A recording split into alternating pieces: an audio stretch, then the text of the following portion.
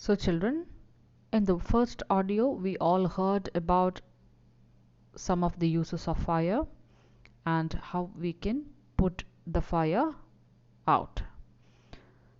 There were three things. What was that? How we can put out the fire? First one is take away the fuel, stop giving fuel to the fire so that it will stop. And the second way is to prevent oxygen from reaching it. You can put a wet blanket or a sack on the top of a burning thing.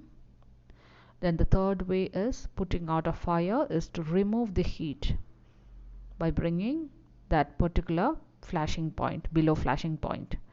How you can do that? Either you can blow so that the air will be cool around and it can stop burning, just like how you blow a candle. Then the other one was to spray water. Now let's go to the next paragraph.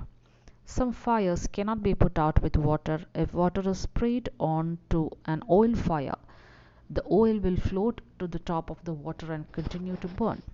This can be very dangerous because water can flow quickly, carrying the burning oil with it and spreading the fire. Water should also not be used on fires caused by electrical appliances. The person spraying water might receive an electric shock and be killed. A carbon dioxide extinguisher is the best thing to fight an electrical fire. We spend millions of rupees each year in fighting fires, as we spend more trying to find new ways of preventing fire from happening and getting out of control. On the whole, we have learned rather well to control fire and put it to good use in our everyday life. So children, it is said that there are some fires which we cannot control it very quickly. Okay, which are they? There are two types of such fires, oil and electrical. If we spray water onto an oil fire, what will happen? The oil will float on the water and it will not prevent it from burning, but will carry the burning oil and spread the fire more. Water will float, so along with water, oil will also float, and the fire will be intensive. It can go to that wherever that water is flowing, it can also go there. Then the next one is if we spray water on an electrical fire, the person who is spraying the water will receive an electric shock which can kill the person too. So if it is an electrical fire, what is electrical fire? Electrical fire means it is caused by what to say, this faulty electrical outlets, worn out sockets which are not properly grounded, then old switch, the wires behind them will be worn out and it will be loosened over the time and it can cause a fire. Then worn out appliances, it will draw a lot of power, is it? Old, very old things, appliances in the house, so they can also create danger which we cannot what to say, it will be inside that appliances, all the wires and all the things will be worn out, so that can create troubles. So if you're spraying a water on an electrical fire, what will happen? The person who's spraying the water will receive an electric shock which can kill the person too. So appliances, from the appliances we usually say, so don't switch on something with a wet hand. Don't touch the switch with a wet hand. Water is a good conductor of electricity, so if you are using water to extinguish a fire which arises from electrical appliances, that is very dangerous. You should not do that. So in these cases, a carbon dioxide extinguisher is the best thing to fight an electrical fire. You might have seen carbon dioxide extinguishers in offices and all of it in a red color. It's a portable thing, something which you can put on the back, just like in a shape of a capsule, a big one. Then it will expel carbon dioxide onto a fire by replacing oxygen from the fire. In the fire, it will stop burning. Okay, it will cut out that oxygen, and usually this is used in the case of electrical fires, then fire caused by oil. So for all these things you can use carbon dioxide extinguishers. Usually you might have seen in the banks and in the public offices, it's there. Then it is said that humans spend millions of rupees each year just for one purpose, is it to fight fires. Now to extinguish fire we are using lot of money each year, and we are also looking for many new ways of preventing fire from happening and getting out of control. And we are also doing lot of new research to control fire. So because of all these, we are able to control the fire in many situations, and we could use fire in our everyday life.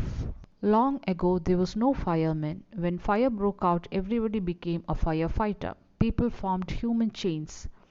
They still do if required, and passed buckets of water from a well or a pond to the blaze. Now there are laws about building constructions which ensures that space is left between buildings to reduce the fire risk. Every new building, especially a public place, must ensure observance of fire prevention norms. Bands of firefighting workers with special equipment known as fire brigades are there to put out fires.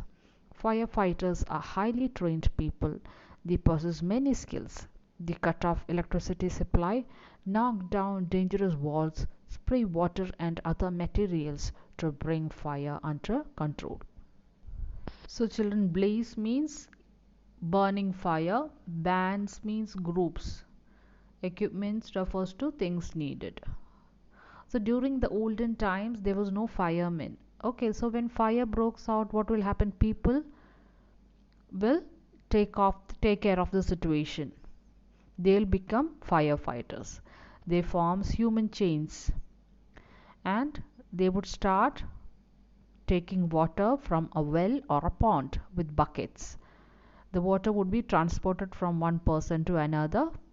Then ultimately the last person will pour water on the fire.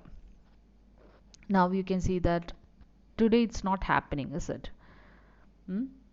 Then we have special rules that are made just to prevent fire from happening and spreading.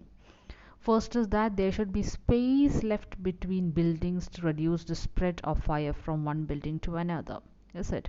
If there is space between two buildings, the risk of spreading the fire is quite less. Then every new building, especially a public place, must ensure observance of fire prevention norms. There should be fire extinguishers in all the buildings. Then there should be proper space between buildings. Then emergency exit. All these are some of the prevention norms that you can see in malls and all the buildings which are situated in public place. Last, if there is a fire, then fire brigades, which are bands of firefighting workers with special equipment, will be there to put the fire out. There is a certain category of people called fire brigades. They are band of firefighting workers. They are very trained, highly trained and skilled people. What they can do, they can cut off electricity supply, then knock down, what to say, dangerous walls. Then they can spray water. They can easily bring fire under their control, and they are also trained to give first aid to the people who are suffering from burns or from the effects of smoke. Is it when a building is burning, if people are inside, what will happen? They inhale all the smoke. Some people will die of inhaling smoke. So emergency first aid should be given to these people, those who are rescued from a burning building. The discovery of fire and its uses helped early man to cope with nature better and gradually adopt a settled mode of life. Fire is still worshipped in many parts of the world. Fire is indeed a friend, but as we know, it can be a dangerous enemy once it's get out of control. So children, in the last paragraph, it is said that the discovery of fire, it helped man, is it? We are using fire for various purposes. Just imagine how the life would be without fire. It's terrible, isn't it? So the discovery of fire and its various uses had helped early man to cope up with nature better. We all understood what are the uses of fire, how it can be used in a positive way. Moreover, it was due to fire that we were able to adopt a settled mode of life. Is it? Human beings settled in a particular place because of fire. Fire is still worshipped in many parts of the world. In Hinduism, you can see that fire, uh, among the five elements, one is fire. So it's treated as, is worshipped, and it's treated as God. Fire is treated as a god. Because why fire is treated as a god? Because people are very grateful for its help and also scared of the damages it can cause. So in the last line it is said that fire is indeed a friend. I said fire is, we need fire, it's just like our friend, it is helping us for a lot of things. But as we know, it can be dangerous enemy. Foe means it's a dangerous enemy once it's get out of control. If a fire is out of control, we cannot tolerate what kinds of damage that is going to cause. So hope you all understood the lesson. So what did we learn? What are the uses of fire? Why fire is considered as a bad master? Why fire is considered as a bad master? Because when it goes out of control, it is very difficult. So it is said that fire is a bad master. Then what are the three ways by which we can control fire? What are the three ways? First one is to take away the fuel. Then the second way is to cut the supply of oxygen. Then the third way is to bring that burning thing under the flash point, lower that flash point of a particular fuel. These are the three ways by which we can control fire. So children, here we come to the end of the explanation part. Hope you all understood this. Thank you.